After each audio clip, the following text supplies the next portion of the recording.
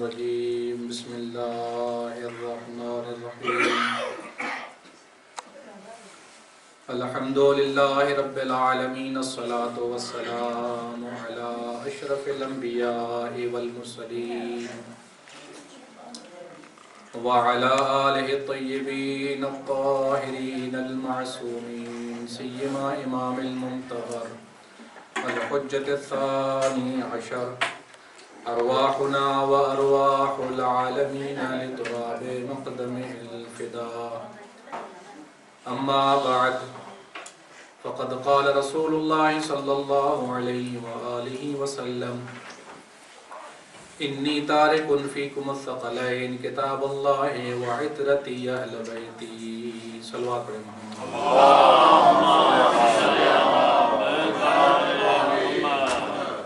آئیے مل کے امام زمانہ کی صحت و سلامتی کی دعا پڑھیں بسم اللہ الرحمن الرحیم اللہم کل ولیک الحجت ابن الحسن صلواتک علیہ وعلا آبائه فی هذه الساعة وفی کل ساعة ولیا وحافظا وقائدا وناصرا ودلیلا وعینا حتى تسكنه أرضك طوعا وتمتعه فيها طويلا صلى الله عليه وسلم مجلس کی قبولیت کے لیے بآواز بلند صلوات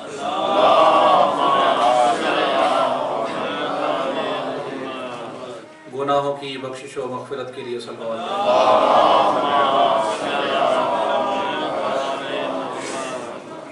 مومنین کی حاجت روائی کے لیے صلوات پڑھیں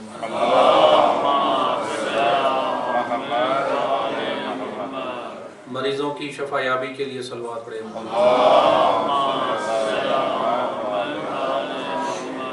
امام زمانہ کی رضا و خوشنودی کے لیے صلوات پڑھیں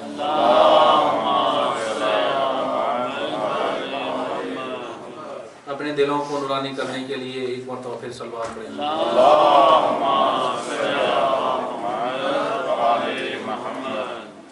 خداوند متعال آپ کا اس فرش عذاب تشریف لانا اپنی عبادت میں شمار فرمائے اور جو حاجتیں لے کر اس بارگاہ مقدس میں تشریف لائے ہیں اللہ تعالیٰ ان تمام حاجتوں کو پورا فرمائے اور خاص طور پر دعا ہے مومنین کے لیے جو مریض ہیں جو یہاں پہ حاضر مریض ہیں پروردگار بیمار کربلا کے صدقے میں ان سب کو شفاء کامل عطا فرمائے مل کے صلوات پڑھیں محمد وآل محمد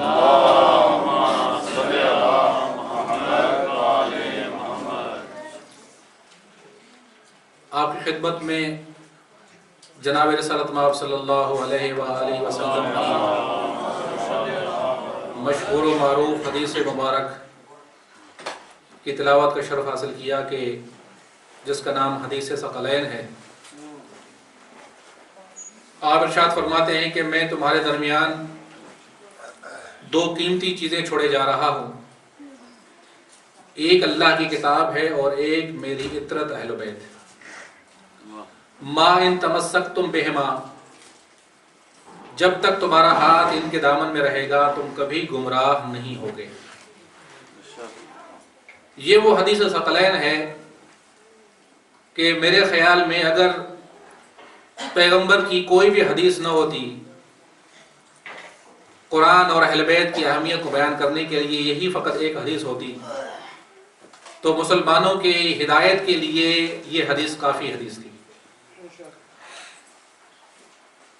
لیکن افسوس یہ ہے کہ پیغمبر نے اس حدیث مبارک کو مختلف مقامات پر ارشاد فرمایا اپنی زندگی کے آخری مرحلے میں نہیں بلکہ متعدد مقامات پر پیغمبر نے اس حدیث کو بیان فرمایا ہے اس حدیث کی اہمیت کے لحاظ سے کہ میں تمہارے درمیان قرآن اور اہل بیت چھوڑے جا رہا ہوں اور یہ تمہاری ہدایت کا ذریعہ ہے جب تک ان سے وابستہ رہو گے تب تک تم گمراہ نہیں ہوگے یہ پیغمبر نے متعدد مقامات پر ارشاد فرمایا اور مسلمانوں کے تمام کتب کے اندر اس حدیث کا تذکرہ موجود ہے اور اس حدیث کو متواتر حدیث کہا جاتا ہے متواتر حدیث وہ ہوتی ہے کہ جس کے صادر ہونے کے بارے میں، معصوم کا کلام ہونے کے بارے میں یقین حاصل ہوتا ہے۔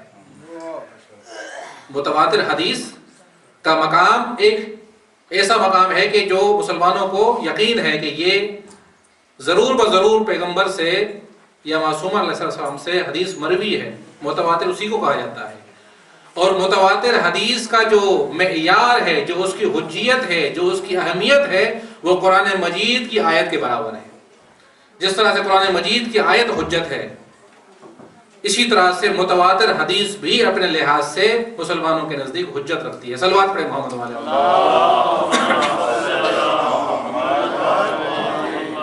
لہذا سند کے لحاظ سے اور اس کی اہمیت کے لحاظ سے اس حدیث کے اندر کوئی شک و شبہ نہیں ہے، یہ متواتر حدیث ہے، یقینی حدیث ہے کہ جو حضرت صلی اللہ علیہ وسلم نے ارشاد فرمائی۔ بات فقط یہ ہے کہ اس حدیث کو سمجھنا ضروری ہے اور اس پر عمل کرنا ضروری ہے کہ پیغمبر نے جو ارشاد فرمایا کہ میں تمہارے درمیان قرآن اور اہل بیت چھوڑے جا رہا ہوں، اس کو سمجھنے کی ضرورت ہے مسلمانوں کو اور اس پر عمل کرنے کی ضرورت ہے۔ جنہوں نے نہیں سمجھا اس کو سمجھیں اور جنہوں نے سمجھ لیا ہے اس پر عمل کرنے کی کوشش کریں۔ صلوات پڑھیں محمد والے۔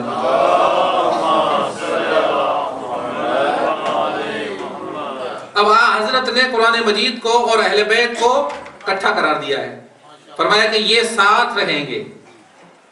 پیغمبر نے فرمایا کہ دونوں قیامت تک، حوض کوثر تک یہ آپس میں کیا رہیں گے؟ ساتھ رہیں گے، یہ آپس میں جدا نہیں ہوں گے، ہمیشہ یہ ساتھ رہیں گے یہاں تک کہ حوض کوثر تک میرے پاس آ جائیں۔ ان میں کبھی جدائی نہیں ہوگی، نہ قرآن اہل بیت سے جدا ہوگا، نہ اہل بیت قرآن سے جدا ہوں گے۔ جو قرآن سے جو کہے کہ میں نے قرآن کو لیا ہے اور اہل بیت کو اس نے چھوڑ دیا ہے، حقیقت میں اس نے قرآن کو بھی چھوڑ دیا ہے، اور جو یہ کہے کہ میں نے اہل بیت کو لیا ہے اور قرآن کو چھوڑ دیا ہے، تو حقیقت میں اس نے اہل بیت کو بھی چھوڑ دیا ہے۔ اس لیے کہ پیغمبر نے ان دونوں کو ساتھ میں رکھا ہے، اور جب دونوں چیزیں ساتھ میں ہوتی ہیں تو جب ایک انسان ایک چیز کو لیتا ہے تو دوسری چیز خود بخود آ جاتی ہے۔ صلوات پڑھے محمد والے۔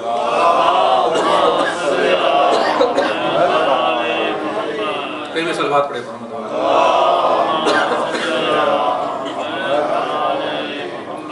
اب قرآن مجید تو واضح ہے کہ ہم تمام مسلمان جانتے ہیں کہ قرآن مجید کیا ہے۔ مسلمانوں کے درمیان قرآن مجید گھروں کے اندر موجود ہے، مسجدوں کے اندر موجود ہے، امام بارگاہوں کے اندر موجود ہے، ہر جگہ پر قرآن مجید مسلمانوں کے لیے موجود ہے، اور وہ سامنے ہے، وہ سمجھتے ہیں، دیکھتے ہیں کہ یہی قرآن مجید ہے جو اللہ تعالیٰ نے نازل فرمایا۔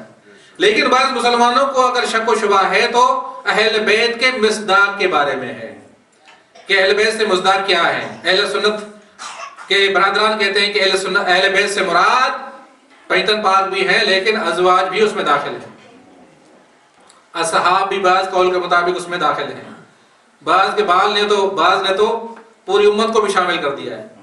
مختلف نظریات ہیں، لیکن ہم اہل بیت کے ماننے والے کہتے ہیں کہ نہیں، اہل بیت سے مراد فقط وہ ذوات مقدسہ ہیں کہ جن کا پیغمبر کے ساتھ رشتہ بنتا ہے، پیغمبر سے ایک قریبی اور خونی رشتہ بنتا ہے، وہی فقط پیغمبر کے اہل بیت میں شمار ہوتے ہیں، جس طرح سے حدیث قصہ آپ کے سامنے ہے۔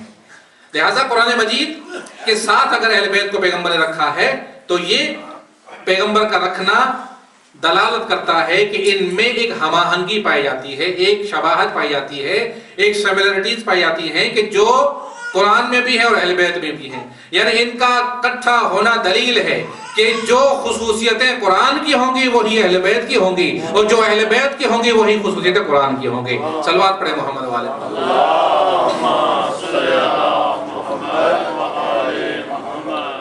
ساتھ رہنا دلیل ہے کہ یہ آپس میں عرض کیا کہ خصوصیتیں ان کی ملتی ہیں، ان کے درمیان نزدیک کا رابطہ ہے، ان کے نزدیک دوستی ہے، ایک دوسرے کے قریب ہیں۔ دنیا میں آپ دیکھ لیں کہ جب ایک انسان کا دوست بنتا ہے تو کب دوست بنتا ہے؟ جب ان دونوں کی عادتیں ملتی ہیں۔ توجہ نا آپ کی؟ کبھی آپ نے دیکھا کہ ایک انسان سخی اور ایک کنجوس ہو، آپس میں دوست بن جائیں؟ نہیں ہو سکتا۔ بہادر اور ڈرپوک دوست نہیں بن سکتے، عالم اور جاہل دوست نہیں بن سکتے، پڑھا لکھا اور ان پڑھ دوست نہیں بن سکتے۔ ایک جو ہے وہ کرکٹ کا شوقین ہو اور ایک فٹ بال کا شوقین ہو، آپس میں دوست بن سکتے نہیں بن سکتے. ایک آدمی مرچی کھاتا ہو, مرچی والے کھانے کھاتا ہو, چٹپٹے کھانے کھاتا ہو, اور ایک آدمی جو ہے پھیکے کھانے کھاتا ہو, ان کی دوستی نہیں ہو سکتی. جتنی شباہت زیادہ ہوگی, توجہ ہوگا, جتنی شباہتیں مزاج ملتا جلتا ہوگا اتنی دوستی زیادہ ہوگی. وہ بھی کرکٹ پسند کرتا ہے, یہ بھی کرکٹ پسند کرتا ہے, ان کو بھی چٹپٹے کھانے پسند ہے, ان کو بھی چٹپٹے کھانے پسند ہے. توجہ نا آپ کی, یہ بھی ہاتھ کا کھلا ہے, وہ بھی ہاتھ کا کھلا ہے, یہ بھی ان پڑھ ہے تو یہ بھی ان پڑھ ہے, یہ بھی عالم ہے تو یہ بھی عالم ہے. جب شباہت زیادہ ہوگی اتنی دوستی بڑھتی جائے گی, کلوزنس بڑھتی جائے گی. جتنی خصوصیتیں شباہتیں کم ہوں گی, ایک دوسرے میں تضاد زیادہ ہوگا, ان کی دوستی میں فرق اتنا زیادہ ہوگا. ہاں مل ملانے تک دوستی ہوگی, سلام دعا تک ہوگی, لیکن کلوزنس اسی صورت میں ہوگی جب مزاج ملتے ہوں گے, جب طبیعتیں ملتے ہوں گی, جب خواہشیں ملتی ہوں گی, جب پسند ملتی ہوگی, جب نظریہ ملتا ہوگا, جب عقیدہ ملتا ہوگا, تب ان کی خوبیاں اور ان کی دوستیاں آپس میں بڑھتی جائیں گی. پیغمبر نے فرمایا کہ قرآن اور اہل بیت ہمیشہ ساتھ رہیں گے. اس کا مطلب یہ ہے کہ جو قرآن کا مزاج ہے وہ اہل بیت کا مزاج ہے, جو اہل بیت کا مزاج ہے وہی قرآن کا مزاج ہے.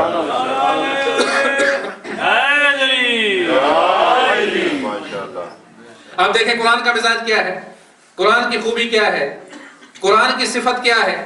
آپ قرآن کی صفتوں کو پہچانتے جائیں اور وہ صفتیں جس فرد میں نظر آتی جائیں اس کو اہل بیت کا مصداق سمجھتے جائیں. ہمیں کوئی اختلاف نہیں ہے, ہمیں کوئی اعتراض نہیں ہے کہ آپ کس کو مانتے ہیں اہل بیت. ہاں فقط یہ ہے کہ جو قرآن کی خصوصیتیں ہیں, جو قرآن کی خوبیاں ہیں, وہ جس میں بھی نظر آ جائیں اس کو تم اہل بیت کا مصداق مان لو. اب دیکھیں قرآن کی خوبیاں کیا ہیں. قرآن مجید کیا فرماتا ہے؟ قرآن مجید فرماتا ہے کہ قرآن مجید میں اللہ نے ہر خشک و تر کے علم کو قرار دے دیا ہے. لا رطب ولا یابس الا فی کتاب مبین. کتاب مبین کے اندر خشک و تر کا علم موجود ہے. جو بھی علم ہے اس کتاب کے اندر موجود ہے. تو پھر ماننا پڑے گا کہ قرآن میں جب خشک و تر کا علم موجود ہے تو اہل بیت کا مصداق بھی وہی ہو سکتا ہے جب ان سے جو بھی سوال کیا جائے تو وہ اس کا جواب دینے کے لیے تیار ہو. تو ہم سمجھ جائیں گے کہ یہ بھی اہل بیت کا مصداق ہے. ہمیں کوئی اعتراض نہیں, جو بھی جواب دے دیں. کائنات میں اگر تاریخ میں ہمیں کوئی نظر آتا ہے کہ جس نے یہ دعویٰ کیا ہو کہ جو پوچھنا چاہتے ہو پوچھو, میں آسمان کے راستے زمین سے زیادہ جانتا ہوں. صلوات پڑھے محمد والے.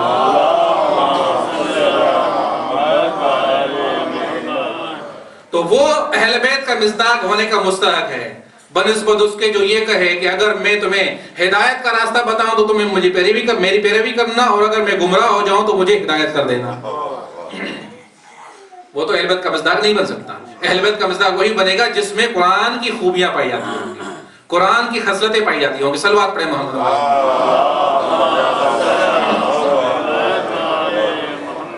اب قرآن مجید کے بارے میں ایک خصوصیت اللہ تعالیٰ فرماتا ہے جو قرآن کے مخالف تھے پیغمبر کے زمانے میں, اور اللہ ان سے کہتا ہے کہ اگر تم یہ کہتے ہو کہ یہ قرآن اللہ کی کتاب نہیں ہے, یہ اللہ کی طرف سے نازل نہیں ہوا, یہ پیغمبر نے خود بنایا ہے, تو تم اس قرآن کی طرح کوئی سورہ بنا کے دکھاؤ. وہ 3 مراحل ہیں, 3-4 مراحل ہیں جو اللہ نے بیان فرمائے ہیں. صلوات پڑھے محمد والے محمد. 3-4 مراحل جو اللہ نے بیان فرمائے ہیں, اور چیلنج کیا اللہ نے کہ اگر تم کہتے ہو کہ یہ قرآن اللہ کی کتاب نہیں, اللہ کی طرف سے نازل نہیں ہوا, تو ذرا کوئی سورہ بنا کے دکھاؤ. یعنی اللہ یہ کہنا چاہتا ہے کہ یہ قرآن اللہ ہی کا نازل کردہ قرآن ہے, یہ رسول نے نہیں بنایا. یہ قرآن کی خوبی ہے کہ قرآن کا جواب اس زمانے میں نہیں دے سکے, بعد میں بھی نہیں دے سکے, ابھی بھی نہیں دے پا رہے, تا قیامت اس کا جواب, اس چیلنج کو کوئی بھی جواب نہیں دے سکتا. کیونکہ اللہ تعالیٰ نے فرمایا کہ اگر یہ اللہ کے علاوہ کسی اور کا کلام ہوتا تو یہ جواب پیش کر سکتے. تو دنیا والوں سے ہم یہ کہتے ہیں کہ دنیا والوں, اگر تم اسلام کے خلاف اتنا خرچ کرتے ہو, اتنی پروپیگنڈا کرتے ہو, جنگیں کرتے ہو, لوگوں کے خلاف, مسلمانوں کے خلاف نفرتیں پھیلاتے ہو, اس کی کوئی ضرورت نہیں ہے. اللہ نے جو 1400 سال پہلے چیلنج کیا ہوا ہے کہ قرآن کی طرح کوئی سورہ بنا کے دکھاؤ, تم آج سورہ بنا کے دو, قرآن خود بخود باطل ہو جائے گا, اسلام خود بخود نابود ہو جائے گا. تم ایک سورہ بنا کے دکھاؤ, اتنی جنگ کرنے کی کیا ضرورت ہے. नफरतें फैलाने की क्या जरूरत है? मिलियन और बिलियंस पाउंड खर्च करने की क्या जरूरत है? मुसलमानों को लड़वाने की क्या जरूरत है? इस्लाम को बदनाम करने की क्या जरूरत है?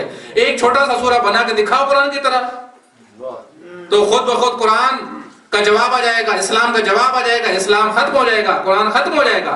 लेकिन नहीं, क्योंकि ये अल्लाह का बनाया हुआ है, तो इसका कोई जवाब नहीं बना सकता, इसकी कोई मिसाल नहीं बना सकता।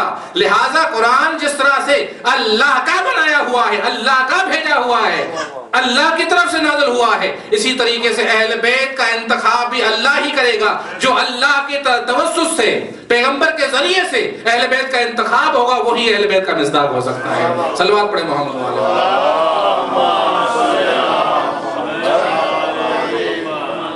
लिहाजा कुरान मजीद और अहले बैत मुसलमानों के लिए, साहिबान ईमान के लिए पैगंबर ने एक ऐसा नुस्खा तहरीर फरमाया है कि जिसमें अगर इंसान उसकी पैरवी करे, उस पर अमल करे, तो हिदायत ही हिदायत है। इंसान को गुमराही नहीं मिल सकती अगर कुरान और अहले बैत से तवस्सुक रखे, और अगर कुरान और अहले बैत से जुदा हो जाए तो फिर उसको कभी हिदायत नहीं मिल सकती। कुरान और अहले बैत के साथ रहकर कभी गुमराही नहीं हो सकती, और कुरान और अहले बैत से जुदा होकर कभी हिदायत नहीं मिल सकती। इसलिए कि पैगंबर ने हिदायत को महसूर कर दिया है कुरान और अहले बैत में। फरमाया कि इन दोनों के अलावा कहीं से इंसान को हिदायत नहीं मिल सकती। लिहाजा पैगंबर ने एक और हदीस के अंदर अहले बैत की अजमत को और अहमियत को बयान करते हुए इरशाद फरमाया कि मसल अहले बैती का मसल सफीनत नूह, मेरी अहले बैत की मिसाल जनाब नूह की कश्ती के मानंद है। जो उसमें सवार हो गया उसने नजात पा ली, और जो सवार नहीं हुआ वो गर्क हो गया। जनाब नूह के तूफान के जमाने में जो लोग सवार हो गए वो नजात पा गए, और जिन्होंने कश्ती को तर्क कर दिया वो नाबूद हो गए, वो डूब गए और मर गए। हत्ता कि जनाब नूह का बेटा भी जो कश्ती में सवार नहीं हुआ वो भी नाबूद हो गया, वो भी डूब गया। पैगंबर फरमाते हैं कि मेरी अहले बैत की मिसाल उस कश्ती के मानंद है, यानी जो अहले बैत की कश्ती में सवार होगा वही नजात पाएगा, और जो अहले बैत की कश्ती से बाहर होगा उसको कभी नजात नहीं मिल सकती। सलवात पढ़े मोहम्मद वाले।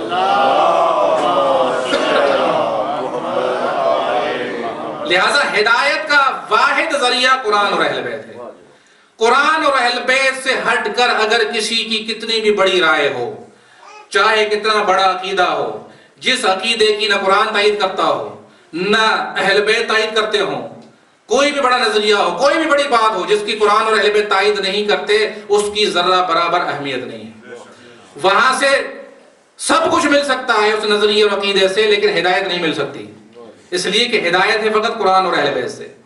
इससे हटकर जो भी राय होगी, कितना पढ़ा लिखा इंसान आ जाए हमारे सामने, अगर उसकी बात कुरान और अहले बैत से तजाद रखती है, कंट्राडिक्शन में है, कुरान और अहले बैत से हट के है, चाहे कितना बड़ा आलिम हो, कितना पढ़ा लिखा इंसान हो, उसकी बात की हमारी नजर में कम से कम कोई वैल्यू नहीं है कि जो हदीस सकलैन को मानने वाले हैं।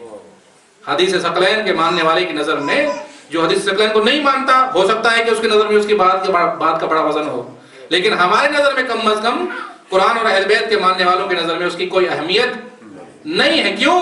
कि हमने दिल की गहराई से इस हदीस को कबूल किया है, हमने दिल की गहराई से इस हदीस को कबूल किया है कि हमने फकत कुरान को मानना है और अहले बैत को मानना है। और जो ये कहे कि हमने कुरान को माना, ले लिया, हमें अहले बैत की जरूरत नहीं है, जैसे कहा गया तारीख के अंदर, हस्बुना किताब अल्लाह, हमें कुरान काफी है, हमें किताब काफी है, हमें अहले बैत की जरूरत नहीं है, लिहाजा वो भी गुमराह हो गए। और जिन्होंने कुरान को छोड़ दिया और अहले बैत को ले लिया अपने गुमान के मुताबिक, वो भी हकीकत में हिदायत याफ्ता नहीं करार पाएंगे, इसलिए कि पैगंबर ने कुरान और अहले बैत को इकट्ठा करार दिया है। सलवात पढ़े मोहम्मद।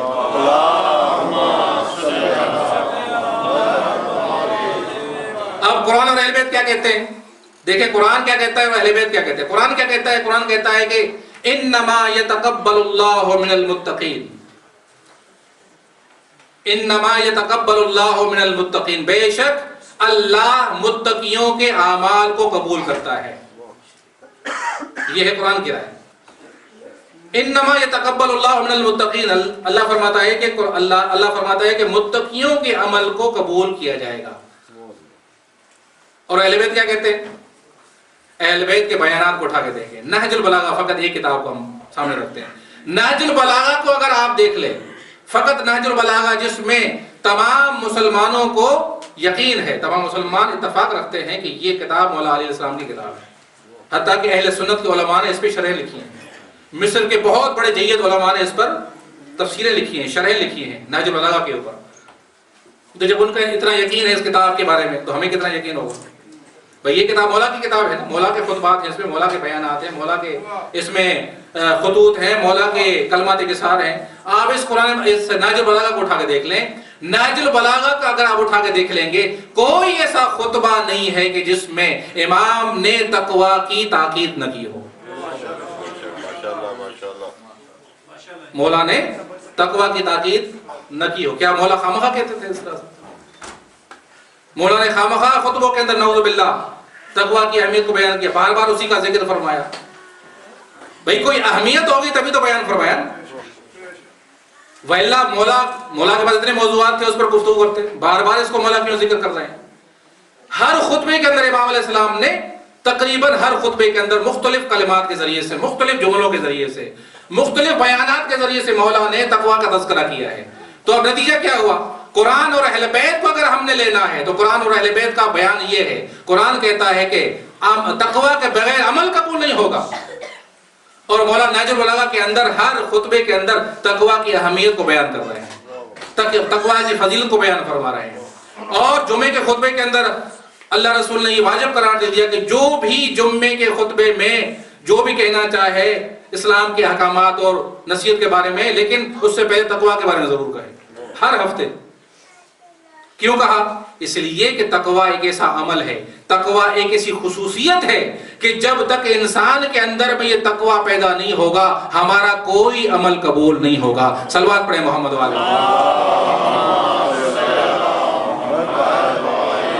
اب یہ ہو گیا قرآن اور اہل بیت کا بیان۔ اب اس سے ہٹ کر جس کی جو بھی بات ہو، کتنے بھی خوبصورت الفاظ میں بیان کرے، کتنے بھی خوبصورت جملوں کے اندر بیان کرے، اور اس کا نتیجہ یہ ہو کہ تقوی کی کوئی ضرورت نہیں ہے، حرام و حلال کی کوئی ضرورت نہیں ہے، واجب کو ترک کرنے کی، واجب کو انجام دینے کی، حرام کو ترک کرنے کی، حرام کو انجام دینے کی کوئی وجہ نہیں ہے، کوئی ضرورت نہیں ہے، فقط کوئی یہ کہے تو وہ سمجھ لے کہ وہ قرآن اور اہل بیت کے خلاف بات کر رہا ہے، وہ قرآن اور اہل بیت کے خلاف بات کر رہا ہے۔ قرآن اور اہل بیت کا بیان یہ ہے کہ عمل کی قبولیت متوقف ہے ہمارے تقوی کے اوپر، جتنا ہمارے وجود کے اندر تقوی ہوگا اتنا عمل ہمارا قبول ہوگا۔ امام زین العابدین علیہ السلام ارشاد فرماتے ہیں کہ سب سے بڑا متقی وہ ہے، سب سے بڑا پرہیزگار وہ ہے کہ جو اپنے آپ کو اللہ کی نافرمانی سے بچائے۔ سب سے بڑا متقی وہ ہے کہ جو اپنے آپ کو اللہ کی نافرمانی سے بچائے۔ اللہ کی نافرمانی کیا ہے؟ اللہ کی نافرمانی کا مطلب یہ ہے کہ جو اللہ نے حکم دیا ہے، جو اللہ نے حکم دیا اس کی خلاف ورزی کرے انسان، اور جس سے اللہ نے منع کیا ہے اس کام کو انجام دے، یہ اللہ کی نافرمانی۔ اور امام فرماتے ہیں کہ جو اس اللہ کی نافرمانی سے بچ جائے، یعنی جس سے اللہ نے منع کیا ہے اسے دور ہو جائے، اور جس کا حکم دیا ہے اس کو انجام دے، وہی بڑا متقی ہے۔ صلوات پڑھیں محمد والے۔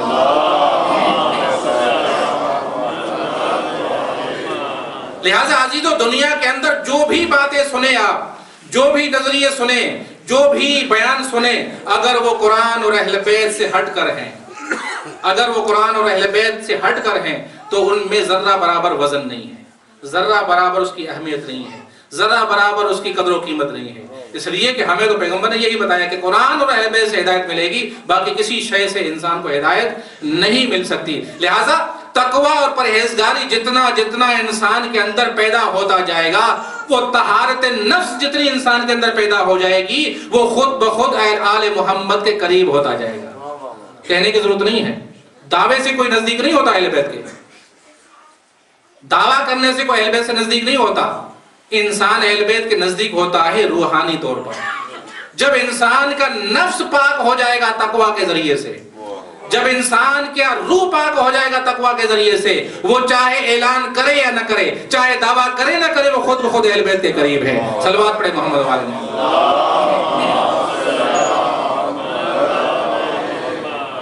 کربلا کے میدان میں آپ تمام شہداء کی سیرت کو دیکھ لیں. کربلا کے میدان میں جتنے بھی کربلا میں شہید ہوئے، چاہے وہ لوگ کہ جو قدیمی مسلمان تھے، قدیمی شیعہ تھے، یا وہ کہ جنہوں نے بعد میں امام حسین علیہ السلام کے ساتھ جو ہے وہ بیعت کی اور امام کے ساتھ ہو گئے، آپ ان کو دیکھ لیں کہ جب وہ پاک ہو گئے، جب امام کے پاس آ گئے، اس کے بعد ان کی زندگی اور ان کا کردار کیا رہا، اور جو امام کے ساتھ آئے ہیں ان کا کردار کیا ہے. حدیث میں آیا ہے، ایک عالم بیان فرما رہے تھے، کہتے ہیں کہ امام حسین علیہ السلام شب عاشور کو فرماتے ہیں کہ جس کی گردن پر لوگوں کا کوئی ذرہ برابر بھی حق ہے وہ یہاں سے چلا جائے. امام فرماتے ہیں کہ جس کی گردن پر ذرہ کسی کا حق ہے، پہلے جائے وہ حق ادا کرے، اور اگر نہیں کر سکتا تو اس مجمع سے جدا ہو جائے. مجھے وہ چاہیے جس کی گردن پر کسی کا حق نہ ہو. اتنا اس کا وجود پاک ہونا چاہیے، کیونکہ یہ جو قربانی ہم دینے جا رہے ہیں یہ تا قیامت اسلام اور دین کی حفاظت کا ذریعہ بنے گی. لہٰذا اس کے اندر خالص لوگ ہونے چاہیے کہ جن کی روح اتنی پاکیزہ ہو، جن کی روح اتنی پاک ہو کہ جب یہ قربانی دیں تو ان کی روح اور ان کا خون دین کی آبیاری کرتا رہے تا قیامت تک. لہٰذا امام حسین علیہ السلام نے بھی پیور لوگوں کو جمع کیا تھا کربلا کے اندر. اور نہ فقط امام حسین کے ساتھ جو کربلا میں شہید ہوئے وہ پاک تھے، بلکہ امام کی شہادت کے بعد بھی جو بیویاں، ہم اہل بیت کے خاندان کی بات نہیں کر رہے، جو اہل بیت کے خاندان سے تعلق نہیں رکھتی تھی وہ بھی تقویٰ کی بلند منزلوں پر فائز تھی. بلکہ میں یہ کہوں کہ ان کے بچے بھی ایسے تھے کہ جو تقویٰ اور پرہیزگاری کی بلند منزل پر فائز تھے.